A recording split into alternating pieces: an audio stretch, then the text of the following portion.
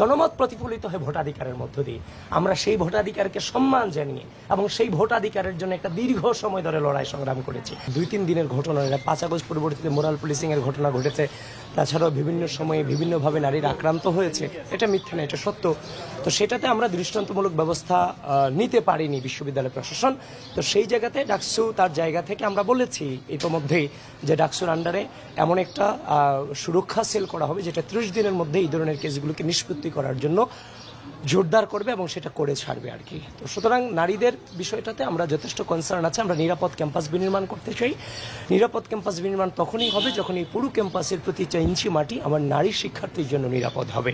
আর সেটার জন্য আমরা পুরো বিশ্ববিদ্যালয়কে, গতকালকে আপনাদেরকে বলেছি, আজকেও আমি বলছি, পুরো বিশ্ববিদ্যালয়কে হঠাৎ করে তো সকল এরিয়াতে 144 দ্বারা জারি করা যাবে না।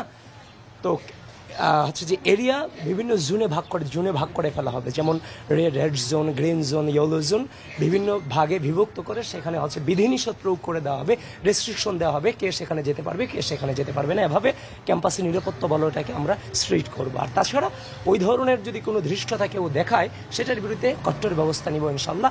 এটুকু নিশ্চয়তা আপনাদেরকে দিতে পারি, আগামী আমরা যদি আমাদের জায়গা থেকে আমাদের প্যানেলে যদি নির্বাচিত হয়ে আসে, ঢাকা বিশ্ববিদ্যালয়ে কোনো স্টুডেন্টকে নারী কিংবা পুরুষ হিসেবে কাউন্ট করার কোনো সুযোগ নেই।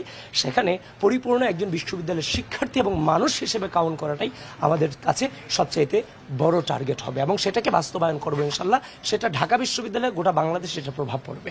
ঢাকা বিশ্ববিদ্যালয়ের শিক্ষার্থী ছাড়া সেখানে তো আর কারো ভোটাধিকার প্রয়োগ করার কোনো সুযোগ নেই। আমরা বিশ্বাস করি গণতন্ত্রে, আমরা বিশ্বাস করি ভোটাধিকারে।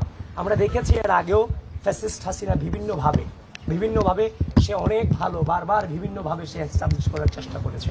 সুতরাং জনমত প্রতিফলিত হয় ভোটাধিকারের মধ্য দিয়ে। আমরা সেই ভোটাধিকারকে সম্মান জানিয়ে এবং সেই ভোটাধিকারের জন্য একটা দীর্ঘ সময় ধরে লড়াই সংগ্রাম করেছি এবং সেই ভোটাধিকার ঢাকা বিশ্ববিদ্যালয় থেকে সূচনা হতে যাচ্ছে গণতন্ত্র এবং ভোটাধিকারের। আমরা সেই 9 সেপ্টেম্বর ঢাকা বিশ্ববিদ্যালয়ের শিক্ষার্থীদের ভোটাধিকারের উপর আমরা আস্থা রাখছি। সেই পর্যন্ত আপনারা অপেক্ষা করুন। সুতরাং অন্য কোনো ম্যাটারে আমরা আপাতত কোনো কনসার্ন দিচ্ছি না। ক্লাসরুমে সরাসরি প্রচারণা শুধু গতকালকে না, এর আগেও আমরা দেখেছি অনেক হেভিওয়েট প্রার্থী সরাসরি ক্লাসরুমে প্রচারণা চালিয়েছে। এটা সুস্পষ্টভাবে নির্বাচনী আচরণ বিধি লঙ্ঘন।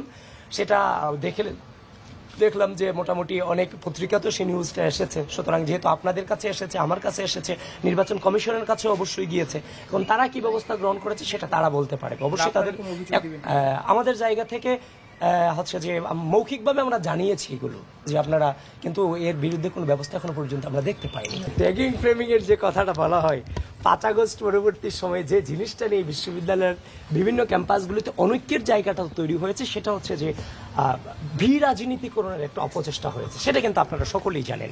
তো এখন আওয়ামী রাজনৈতিক যে সংস্কৃতিকে ঘৃণা করে আমরা দীর্ঘ সময় ধরে লড়াই সংগ্রাম চালিয়ে গিয়েছি, এখন তাদেরকেই যখন ওই আওয়ামী রাজনৈতিক অপসংস্কৃতিতে ফ্রেমিং করা হয়, ট্যাগিং করা হয়, তখন ওটার বিরুদ্ধে কথা বলতে গিয়ে কিছুটা হচ্ছে যে উত্তপ্ত বাক্য বিনিময় হয়েছে, নানান ধরনের কথা হয়েছে।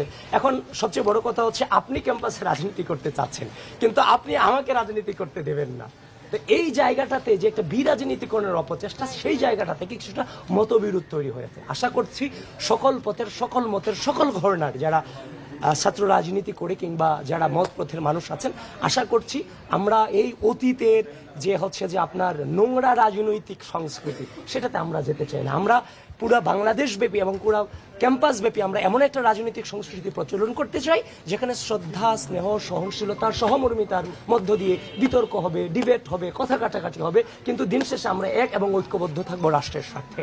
এবং এই যে আমরা যাচ্ছি, বিভিন্ন হলগুলোতে যাচ্ছি, আমি এখন মহসিন হলের ডোর টু ডোর আমি প্রচারণা করছি, আপনাদের সাথে কথা বলছি, মেয়েদের হলগুলোতে, প্রজেকশন মিটিংগুলোতে যাচ্ছি, প্রচুর পরিমাণে প্রশ্ন আসছে, বিতর্ক হচ্ছে, আমরা তাদের প্রশ্নগুলোর অ্যান্সার দিচ্ছি, ঠান্ডা মাথায় আমরা অ্যান্সার দিচ্ছি, তারা খুব হচ্ছে যে জোরালো প্রশ্ন আমাদের দিকে ছুড়ে দিচ্ছে। এই যে সহনশীলতা, তাদের কাছে আমরা শুনছি, জবাবদিহিতা করছি, জবাবদিহিতা করে ওইখান থেকে বেরিয়ে আসছি, এরকম একটা পরিবেশে তো আমরা চেয়েছিলাম। সেখানে প্রচুর পরিমাণে তর্ক বিতর্ক হবে, কিন্তু রাষ্ট্রের স্বার্থে আমাদের ঐক্যবদ্ধতা জায়গা আমরা স্থির থাকবো। আমাদের এক হাতে থাকবে কলম, আরেক হাতে থাকবে রাষ্ট্রের সার্বভৌমত্ব রক্ষা করার অঙ্গীকার।